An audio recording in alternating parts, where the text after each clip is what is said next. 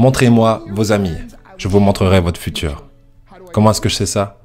Je traînais avec des losers. Dans cet épisode, l'ancien catcheur Marc Mero n'est pas là pour faire une démonstration de force. Non, il n'est pas là pour s'élever sur la troisième corde, prendre son temps, vous regarder droit dans les yeux avant de faire son coup de pied et vous écraser comme une merde sur le ring. Non, il n'est pas là pour ça. Il est simplement là pour vous raconter une histoire. Sortez les mouchoirs. Ma maman était à tous mes événements sportifs. Disons que je jouais au football, ok? Ma mère était sur la touche. Et si le jeu sur le terrain commençait à aller d'un côté, ma mère me criait dessus. Marc, bouge-toi, bouge-toi! J'étais là, oh mon Dieu. Et on se rassemble avec les autres gars de l'équipe et ils disent, Marc, est-ce que c'est ta mère? Je réponds, non, je l'ai jamais vue de ma vie.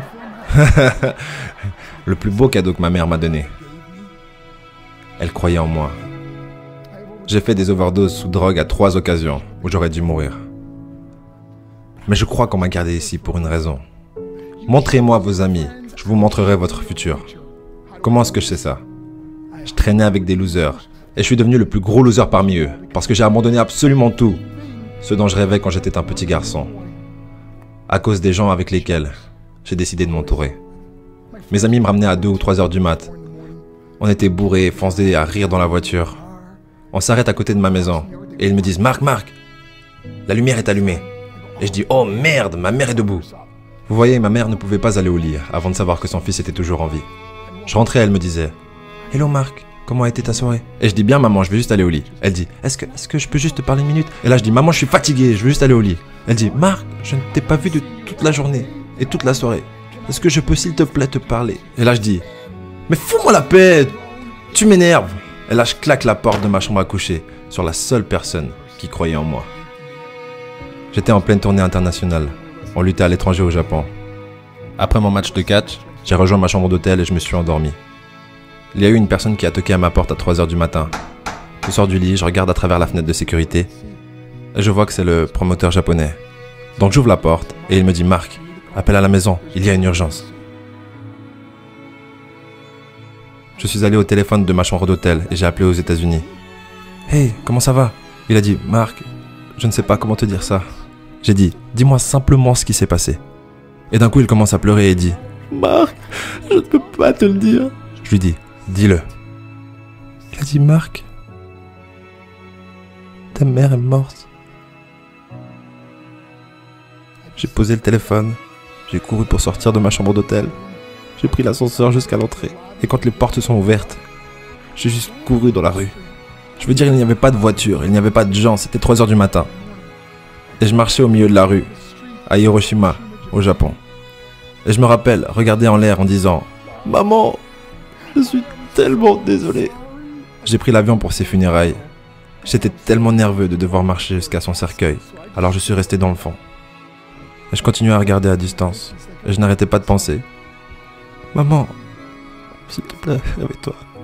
S'il te plaît, lève-toi. » Et j'ai finalement eu le courage de marcher jusqu'à elle.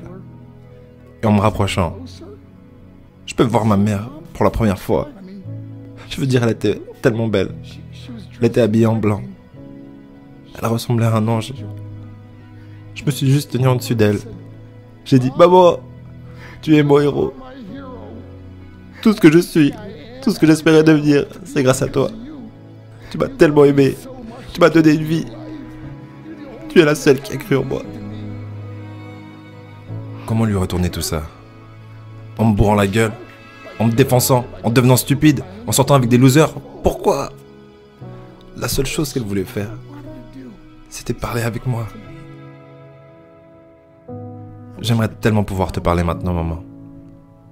J'aimerais tellement que tu puisses voir ce que je fais. Pourquoi n'ai-je pas pu être un meilleur fils?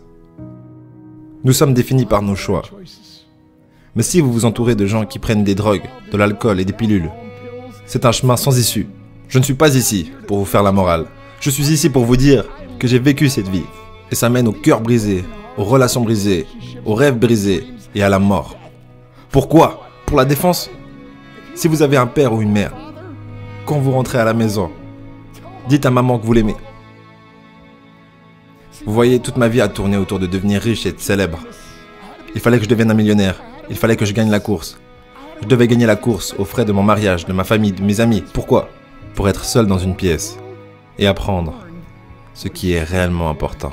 Et ceci est à quel point précieux est ce cadeau qui est la vie et nos familles. Et à quelle vitesse cela peut nous être pris. Vous savez, je ne vis plus le temps. Je vis les moments. Vous savez, ce n'est pas ce que vous avez dans les poches qui compte. C'est ce qu'il y a dans votre cœur qui compte vraiment. L'amour. L'amour est juste un mot. Jusqu'à ce que quelqu'un vienne et lui donne du sens. Vous. Je vous le cache pas, j'ai pleuré 3 fois en faisant le montage. On a tous un pote hyper sensible dans son entourage. Du coup, cette vidéo est sûrement faite pour lui. N'hésitez pas à lui envoyer. Et je vous dis au prochain épisode. Si vous ne savez pas où vous allez, ou que vous ne connaissez pas votre cible, vous n'y arriverez jamais. La vérité.